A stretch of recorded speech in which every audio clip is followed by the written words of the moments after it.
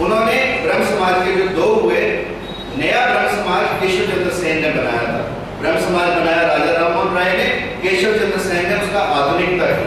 केशव चंद्र सेन के बारे में परमहंस ने कहा कि केशव चंद्र सेन के अंदर एक सूर्य जो उदित है, नरेंद्र के अंदर ऐसे 18 सूर्य उदित, और जिस एक सूर्य से केशव चंद्र सेन ने विश्व ख्याति प्राप्त की, नरेंद्र उन 18 सूर्यों से पूरे विश्व में भारत का परचम लहराएगा। ये परमहंस ने नरेंद्र के बारे में भविष्यवाणी की। परंतु नरेंद्र ने क्या भविष्यवाणियां की? नरेंद्र ने 1897 में कहा कि 50 वर्ष के बाद भारत स्वाधीन होगा।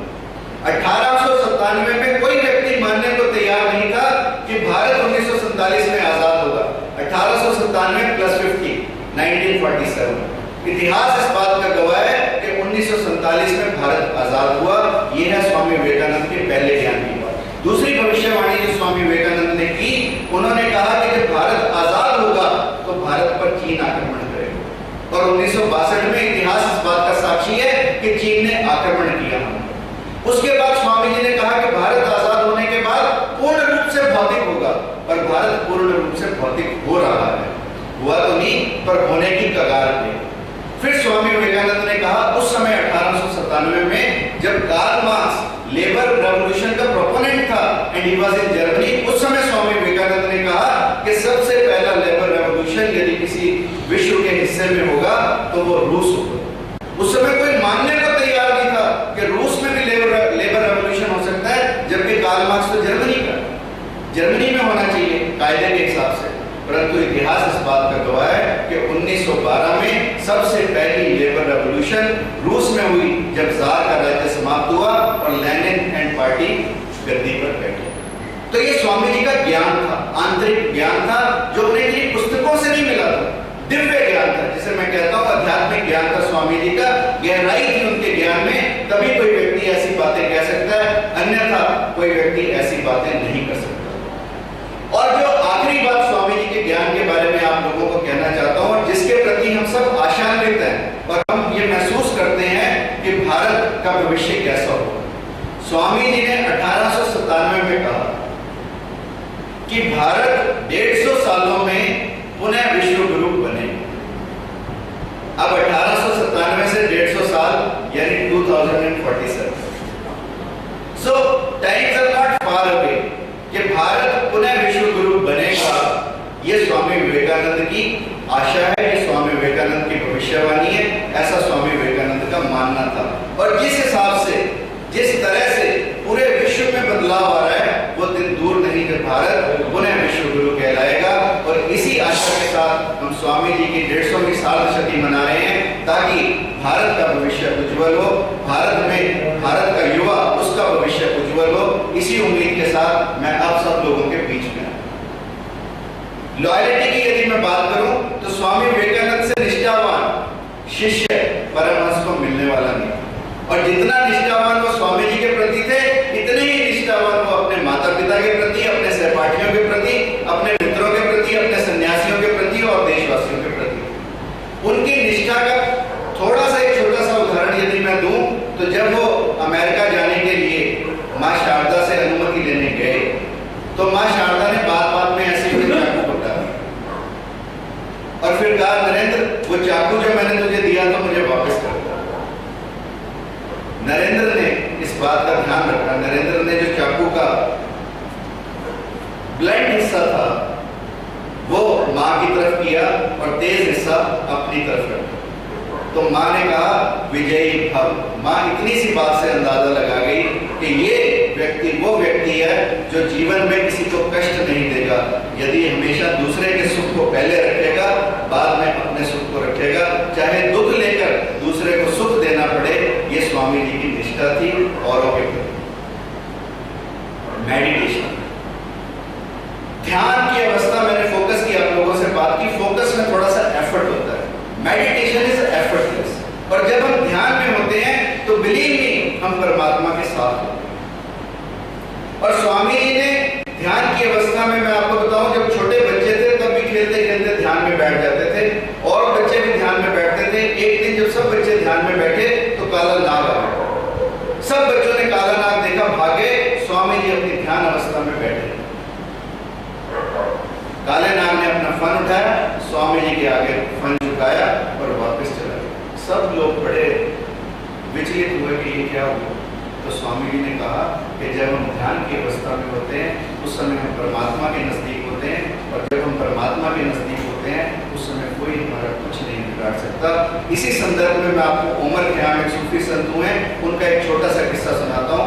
उमर ख़याम एक जंगल से जा रहे थे। जब जंगल से गुजरने लगे तो उनकी नमाज का समय हुआ। उन्होंने उसी समय अपनी नमाज अदा करनी शुरू कर दी। उनके साथ एक उनका शिष्य भी था। जब वो नमाज अदा कर रहे थे तो एक शेर आ गया। जैसे ही शेर आया शिष्य पेड़ पर चढ़ गया। शिष्य पेड़ पर चढ़ गया। उसके बाद नमाज उमर ख़याम अपनी अदा करते रहे। शेर ने प्रणाम किया और शेर वापस चला गया। उसके बाद नमाज पूरी हुई, शिष्य नीचे उतरा, दोनों गुरु और शिष्य आगे चलने लगे। इतने में उमर ख़याम ने अपने गाल पर जोर से तमाचा मारा। शिष्य ने पूछा, गुरुदेव क्या हुआ? गुरु ने कहा, कुछ नहीं, एक मच्छर था। शिष्य बड़ा हैरान हुआ। उसने कहा, गुरुदेव शेर आया, आप विचलित नहीं हुए? एक मच्छर आया, आप इतने विचलित हुए कि आपने अपने आप को इतने जोर से चांटा मार दिया। तो उमर ख़याम ने कहा कि जिस समय शेर आया उस समय मैं परमात्मा के साथ था, और जिस समय मच्छर आया उस समय मैं तेरे साथ था। ये फर्क है जब हम ध्यान की अवस्था में, ये फर्क है हमारा जब हम ध्यान की अवस्था में बैठते हैं। इसलिए this is what we can learn from the life of Swami Vivekananda, that meditation in life is very important and we must give some time, we must take out some time from our life for meditation. Swami Vivekananda अनूठे थे ही। मैंने कहा कि उनका भाव अनोखा है, क्योंकि एक व्यक्ति जिसका सपना हो रामकृष्ण मठ बनाना, जिसने अपनी पूंजी इकट्ठी की और रामकृष्ण मठ को खरीदने के लिए बयाना दे दिया और जमीन खरीदने के लिए रजिस्ट्री के पैसे अपने पास रखे हैं। इतने में आप सब जानते हैं 1895, 96, 97 में पूरे हिंदुस्तान में प्लेग फैला। कलकत्ता में भी प्लेग के बहुत रोगी थे। स्वामी जी को किसी ने इन्फॉर्म किया, स्वामी जी उस समय अलवर में थे, कि किसी ने अल्मोड़ा में थे, किसी ने कहा कि स्वामी जी प्लेग के रोगियों के लिए दवा के लिए पैसे कम पड़ रहे हैं। स्वामी जी ने कहा कि यदि आवश्यकता पड़े तो जो धन मैंने जमीन खरीदने के लिए रखा है उस धन को दवा खरीदने के लिए रखा है। ये स्वामी जी की संवेदना, ये स्वामी जी की करुणा उन रोगियों के प्रति, और ये अनूठापन स्वामी जी का रोगियों के प्रति कि जो अपना सपना हो वो सपना दीन दुखियों पर निछावर कर दे व्यक्ति, उस सपने को निछावर करने के लिए तत्पर रहे व्यक्ति। इसलिए आई कॉल हिम नोबल। जब लोग उनसे धर्म की चर्चा करते वो दीन दुखियों की चर्चा करते। लोग सोचते कि इनको धर्म के बारे में ज्ञान ही नहीं है, परंतु जब वो दीन दुखियों की चर्चा करते तो स्वामी जी की आंखों में से आंसू निकलते। और कहते हैं स्वामी जी विदेश में जाकर भी किसी गद्दे पर नहीं सोते थे, नीचे सोते थे, और सुबह लोग देखते थे कि उनका तकिया भीगा पड़ा। वो तकिया किसी और चीज से नहीं भीगता था, वो तकिया स्वामी विवेकानंद के आंसुओं से भीगता था। वो आंसू जो अपने देश के दीन और दुखियों के लिए स्वामी विवेकानंद ने विदेश में रखे। Opportunity, all of us have number of opportunities in our life, and question is who can hold the opportunity. It is very important in life में सबको अवसर प्राप्त होते हैं, उन लोग उस अवसर का फायदा उठाएं। ये हम स्वामी विवेकानंद के जीवन से सीख सकते हैं। स्वामी विवेकानंद को एक छोटा सा अवसर मिला। अवसर क्या मिला? प्रोफेसर हेस्टी उनके कॉलेज में पढ़ाते थे, और पढ़ाते एक दिन वर्ड्सवर्थ के बारे में पढ़ा रहे। वर्ड्सवर्थ को पढ़ाते पढ़ाते प्रोफेसर हेस्टी ने कहा कि जब वर्ड्सवर्थ कविता लिखते थे तो वो भाव समाधि में चले जाते थे, ट्रांस में चले जाते थे। और ऐसी ही भाव समाधि बेलूर मठ में परमहंस को लगती है। ये वर्ड्सवर्थ के बारे में हेस्टी पढ़ा रहे थे कॉलेज में, और नरेंद्र एक ऑर्डिनरी छात्र थे। जब नरेंद्र ने इतने ध्यान से इस बात को सुना, नरेंद्र ने इस अवसर को पकड़ा और उनके मन में तड़प जाग उठी कि मैं उस व्यक्ति को मिलूं जिसको भाव समाधि लगे। रविंद्रनाथ टैगोर के बारे में भी कहते हैं कविता उन्होंने लिखी नहीं, कविता उतरती थी, क्योंकि कविता जब उतरती थी तो वो भाव समाधि में चले जाते थे। और यही कुछ परमहंस के साथ होता था। परमहंस भी भाव समाधि में जाते थे। रास्ते रास्ते चलते कोई जयराम जी की कह देता था तो उनको समाधि लग जाती थी। और कहते हैं कि नरेंद्र का गायन ऐसा गायन था कि नरेंद्र जब भी गाना गाए परमहंस को समाधि लग जाती थी। इतना मधुर गायन, इतना आकर्षण था स्वामी विवेकानंद के गायन में, क्योंकि जब भी वो गाए तभी परमहंस को समाधि लग जाए। और ऐसी अपॉर्चुनिटी जब प्रोफेसर हेस्टी ने उन्हें बताई तो उसी समय परमहंस से मिलने गए, और उसके बाद उस मिलन का सब आप लोग जानते हैं कि परमहंस से मिलकर विवेकानंद को क्या it is the only example in the history जहां पर एक गुरु ने मस्तक पर अंगूठा लगाया हो और अपनी सारी सिद्धियां उस शिष्य को अब ट्रांसफर कर दी, स्थानांतरित कर दी। सो अपॉर्चुनिटी क्या मिली कि ध्यान से सुना एक लेक्चर को, उस लेक्चर में टीचर ने बताया भाव समाधि के बारे में और उस भाव समाधि को पकड़कर परमहंस के पास पहुंच गए और फिर बाद में इतिहास। So we must hold the opportunity. Whenever we get an opportunity in life, we must try to grab it. That is the most important skill in life. Potential, next please. Quality relationship builder. We are in Rotary. Why we are in Rotary? One, we want to serve the people. Two, it is about relationships. All the club activities basically are for relationships. So Swami Vivekananda was no different. He was a quality relationship builder. कभी भी किसी भी स्थान पर रहे, चाहे कोई गरीब से गरीब व्यक्ति वहां का उनके पास आया हो, उसके भी नाम को याद रखा, उसकी कास्ट को याद रखा, उसके काम को याद रखा, और जब भी पुनः पॉपुलर होने के बाद भी वापस उस शहर में आए तो अपने उन छोटे मित्रों को मिलना ही भूले स्वामी विवेकानंद। और ये गुण उनका बचपन से था। जात प्रथा पर प्रहार उन्होंने शुरू से किया।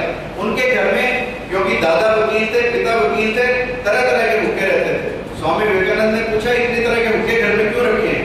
तो लोगों ने बताया कि क्योंकि तरह तरह की कास्ट के लोग आते हैं इसलिए तरह तरह के हुक्के। तो स्वामी विवेकानंद ने एक हुक्का पिया, दूसरा पिया, तीसरा पिया, चौथा पिया। पिता ने कहा क्या कर रहे हो भाई? उन्होंने कहा मैं देखना चाहता हूँ कि हर हुक्के में कैसा अलग अलग स्वाद है। पिता की समझ में आ गया, सारे हुक्के उठाकर फेंक दिए and that time only one हुक्का ही है। सो ये हम स्वामी विवेकानंद के जीवन से सीख सकते हैं। Next, responsibility. Next, self esteem. Next, self respect.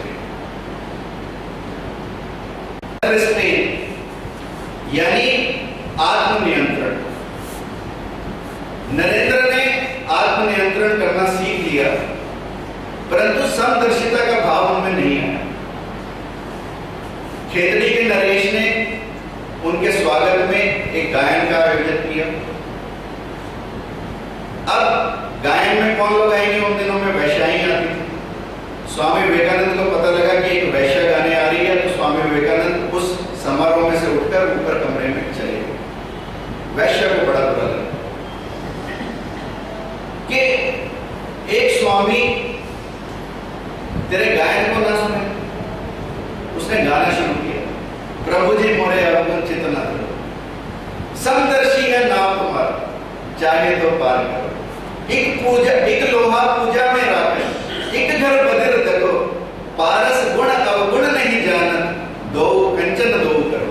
यानी उसने ये गाया कि एक लोहा पूजा में रखा जाता है, एक लोहा कसाई के घर में रखा जाता है।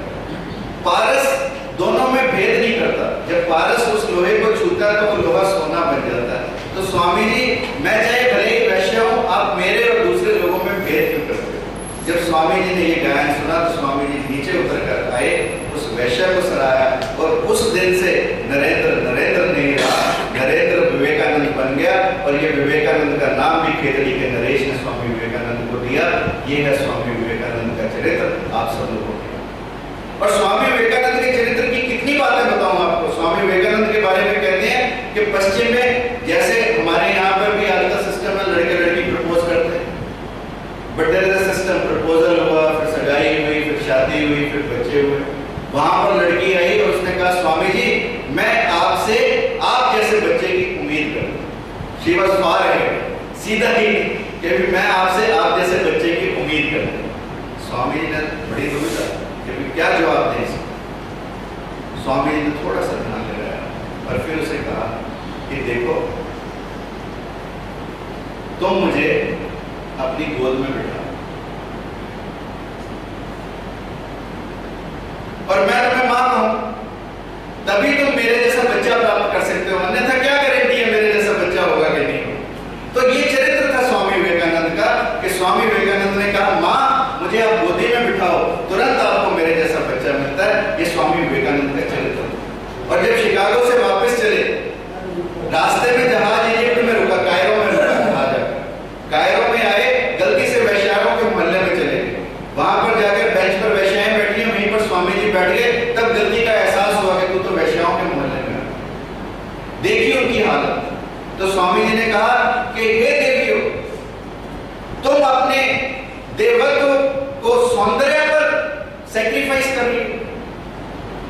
इतना सुनना था कि उन वैष्णवों का मन बदल गया। और जब स्वामी जी उस मोहल्ले से चले, स्वामी जी अकेले नहीं थे, 18 सन्यासिने स्वामी जी के साथ भारत में आई। ये है स्वामी विवेकानंद का चरित्र, जिसकी चर्चा मैं आपको से करना चाहता हूं। Testing, Ambala is science city, सब कुछ टेस्टिंग पर चलता है, साइंस का सामान हर चीज टेस्टिंग पर चलती है। Vivekananda was not different. गुरु भी यदि बनाया तो पहले टेस्ट कर लिया कि इसमें पूरा विरक्ति भाव है कि नहीं। स्वामी विवेकानंद ने एक दिन परमहंस उठकर गए, उनके गद्दे के नीचे सिक्के रख दिए। परमहंस वापस आए, बैठने लगे, बैठा ना जाए उस गद्दे पे, बैठे तो उठ जाए, बैठे तो उठ जाए। उन्हें लगा कि इसमें जरूर कुछ गड़बड़ है, और फिर उन्होंने कहा कि इस गद्दे को उठाओ। देखा तो नीचे मुद्राएं रखी। तब परमहंस ने कहा कि जरूर ये नरेंद्र की शरारत होगी। नरेंद्र ने टेस्टिंग, he was testing। तब नरेंद्र को लगा कि जब गद्दे के नीचे जिस व्यक्ति के पैसे हों और वो व्यक्ति छलांगे मारे, वो व्यक्ति असहाय महसूस करे, वो व्यक्ति पीड़ा में हो, वो व्यक्ति कष्ट में हो, तो इसका मतलब उससे विरक्त भाव वाला व्यक्ति हो नहीं सकता। तब स्वामी विवेकानंद ने परमहंस को अपना गुरु बनाया। Next vision, what was the vision of Swami Vivekananda? Swami Vivekananda का विजन जाति और वर्ण व्यवस्था से परे था। चरमकार के घर में, मोची के घर में खाना खाया, हरिजन का हुक्का पिया, पंचमा के घर का पानी पिया, अलवर रियासत में मुस्लिम लोगों के साथ थे। सब लोगों ने कहा कि स्वामी जी क्या करते हो, परंतु स्वामी जी पर कोई असर नहीं। हिंदू सन्यासी होकर ऐसी बातें करते हो, विरोध भी किया लोगों ने, पर स्वामी जी ने कहा कि अंदर सबके आत्मा एक है। मैं उस आत्मा को देखता हूं, मैं हिंदू मुसलमान या कोई और चीज नहीं देखता। जो मेरे के अंदर है वही दूसरे के अंदर है। ये स्वामी जी की दृष्टि थी, और इसी दृष्टि को लेकर हम उनकी साधशक्ति मना रहे हैं। और स्वामी जी के अंदर विजडम और करिश्मा कितना था। आप लोगों ने रॉकफेलर का नाम सुना होगा, because you are in Rotary Club. He is the biggest donor. सबसे बड़ा दुनिया में कोई डोनर हुआ तो रॉकफेलर फाउंडेशन। रॉकफेलर कहते हैं, जब उसको स्वामी जी के बारे में पता लगा तो उसने किसी से कहा कि मैं स्वामी जी से मिलना चाहता हूँ। स्वामी जी के कक्ष में आया किसी के थ्रू। स्वामी जी अपना काम करते रहे। पहली बार रॉकफेलर को अपने जीवन में लगा कि तू इतना पैसे वाला व्यक्ति और कोई एक सन्यासी तेरे बारे में चिंता ही ना करे, वो अपने काम में लगे हैं। रॉकफेलर आया, स्वामी जी ने कहा शांत हो जाओ, उसे बैठा, और उसके जीवन की कुछ पिछली घटनाएं स्वामी जी ने नीचे देखते देखते उसको बताई। और कुछ तो ऐसी घटनाएं थी जो केवल रॉकफेलर जानता। जब स्वामी जी ने उन घटनाओं की चर्चा की तो रॉकफेलर वाज इम्प्रेस्ड। उस दिन तो वो उठकर चला गया, परंतु अगले दिन वो पुनः स्वामी जी से मिलने आया, and he came with a blank cheque. That was the first donation Swami Vivekananda got in America।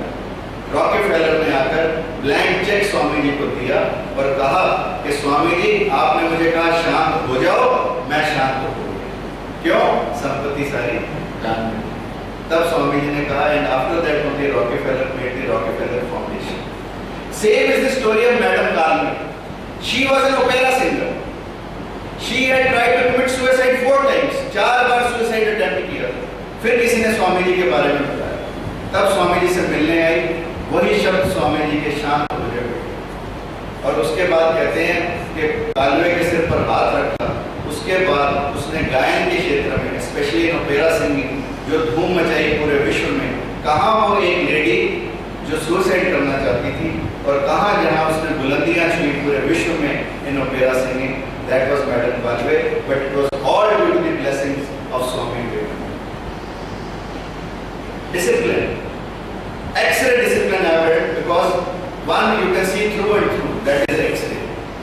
Swami ji जब जाने लगे तो लोगों ने बहुत धन इकट्ठा किया स्वामी जी के जाने के लिए, परंतु स्वामी जी ने उस धन में से केवल थोड़ा सा धन जो उनकी यात्रा के लिए चाहिए था, केवल उतना ही लिया, बाकी सब वापस कर दिया।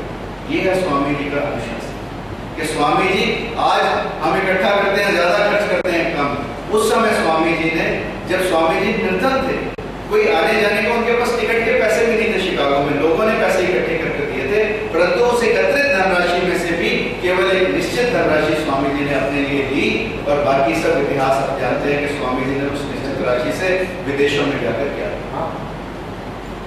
ये समर्पण भाव यदि हमारे अंदर हो तो स्वामी विवेकानंद के जीवन से सीख सकते हैं। स्वामी जी ने ये कहा कि मेरे अंदर जितनी भी अच्छाइयां वो सब परमहंस की हैं और जितनी भी बुराइयां वो मेरी हैं। क्योंकि इसके टाइम समय की कमी है, इसलिए I will and up saying कि स्वामी जी जैसा व्यक्ति उस समय इस धरती पर प्रादुर्भाव हुआ जिस समय भारत की स्थिति दयनीय थी, उस समय उन्होंने शिकागो में जाकर एक हिम्मत का काम किया। भारत की धर्म ध्वजा को पूरे विश्व के सामने रखा, भारत के वेदांत को पूरे विश्व के सामने रखा। कोई छोटा काम नहीं था उस कार्य को करने के लिए। और उस कार्य के बाद 1892 तक तो स्वामी जी को कोई जानता ही नहीं था, 93 तक, जब तक उन्होंने शिकागो का भाषण नहीं दिया। केवल 9 वर्ष का समय मिला जिसमें उन्होंने अपने बाकी कार्य किए। और इन 9 वर्षों के समय में स्वामी विवेकानंद की भारत को अनूठी देन है, भारत को ऐसी देन है जो जिस देन को लेकर यदि भारत सच्चे ढंग से, सच्ची आत्मीयता से स्वामी जी के आदर्शों पर चले तो स्वामी जी की भविष्यवाणी को हम सिद्ध कर सकते हैं, हम सत्य कर सकते हैं कि भारत विश्वगुरु था, विश्वगुरु है और विश्वगुरु रहेगा। और अपनी बात इस बात से अंत करूंगा। आज भारत को चारों तरफ से चिंता है, अंदर से भी चिंता है, बाहर से भी चिंता है। इसलिए आप सब लोगों से कहना चाहता हूं, वतन की कर फिक्र नादा, वतन की कर फिक्र नादा, मुसीबत आने वाली है। तेरी बर्बादियों का जिक्र है आसमानों में, तेरी बर्बादियों का जिक्र है आसमानों में। न समझोगे तो मिट जाओगे हिंदुस्तान वालों, तुम्हारी दास्तां भी ना होगी दास्तानों में, तुम्हारी दास्तां भी ना होगी दास्तानों में।